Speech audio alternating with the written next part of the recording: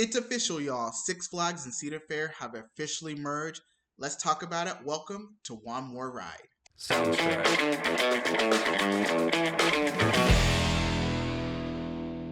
Hello, my name is Juan, and you're watching One More Ride. I'm a theme park enthusiast traveling the country and eventually the world, checking out everything theme parks. By the way, did you peep that new logo?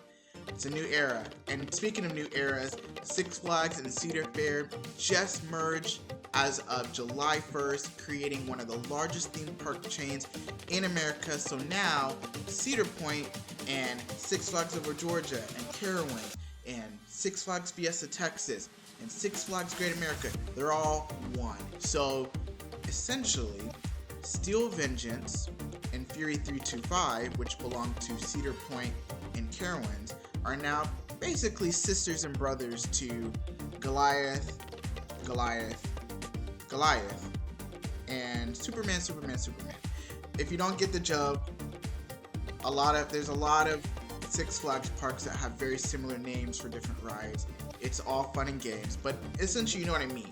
So let's talk about it. Let's talk about just different topics that I think are going to be brought up and kind of what my opinions are and what I think should happen and yada yada yada. You get the gist, right? Okay, first, season passes. So obviously currently, before the merger, there were Cedar Fair season passes and Six Flags season passes. I'm curious to see kind of how that changes. Is it going to be one big season pass for all of the parks, or is it going to be kind of like a tiered system where you buy one and it means this, and then you buy a different tier and it means that? Are they going to keep them kind of separate in terms of you can buy this season pass and it will get you in all the Cedar Fair parks, you can buy this one and it gets you into all the Six Flags parks?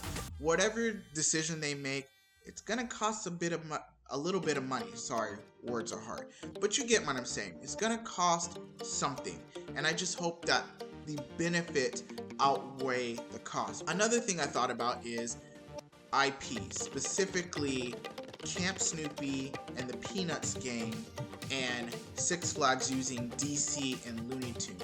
How is that going to be incorporated into the parks? Are they going to keep that separate where the Six Flags parks are only DC and Looney Tunes and Cedar Fair is only Camp Snoopy, or are they going to integrate it? Because to me, Looney Tunes and Camp Snoopy and Charlie Brown and all that, they don't really work together.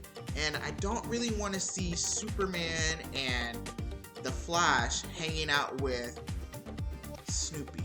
It's kind of weird to me, right?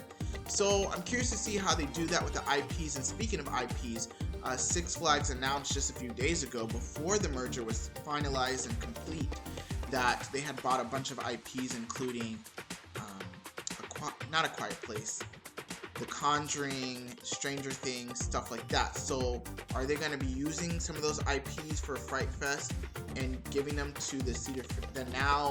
What were the Cedar Fair parks? Like, how is that all going to work? Just a lot of questions, a lot of thoughts and opinions. One thing I do think that I really hope they implement in some form and fashion, not necessarily every park needs this, but I feel like every park needs this in some form and fashion, and that's either some type of curfew or chaperone policy.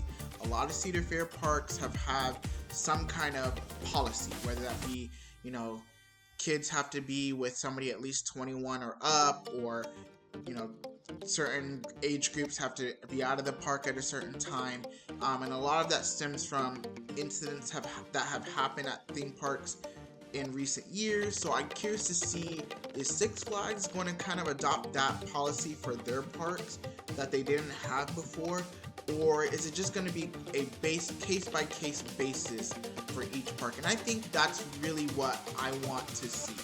How are they going to handle all of these parks? Now you have dozens of parks across 3 countries, Mexico, the United States, and Canada, and now you kind of have to, do you treat them very similar in terms of your processes, in terms of streamlining things, or do you do a case-by-case basis? Because in my opinion, a park like Six Flags Magic Mountain, Six Flags Great Adventure, Carowinds, Kings Island, Cedar Point, even Fiesta Texas. Those parks have their own brands and identities that make them great in their own way. And I would hate to see they get streamlined to the likes of some other parks. At the end of the day, it's all about having fun, riding rides, roller coasters, the whole 9 yards, and just taking away all the problems and stuff that you deal with on a daily basis and just have fun. So that's my initial reaction to it. I can't wait to see, and as always, I will let you guys know as things change right here on One More Ride. If you haven't already, make sure you subscribe to my channel. Help me on this journey. We are doing fantastic. I am really loving the feedback that I've been getting, and so I continue and I implore you to keep giving me as much feedback as you can, because not only it helps you wanting to watch these videos, but it also helps me kind of gear my content to what you guys are interested in, and as well as what I'm interested in.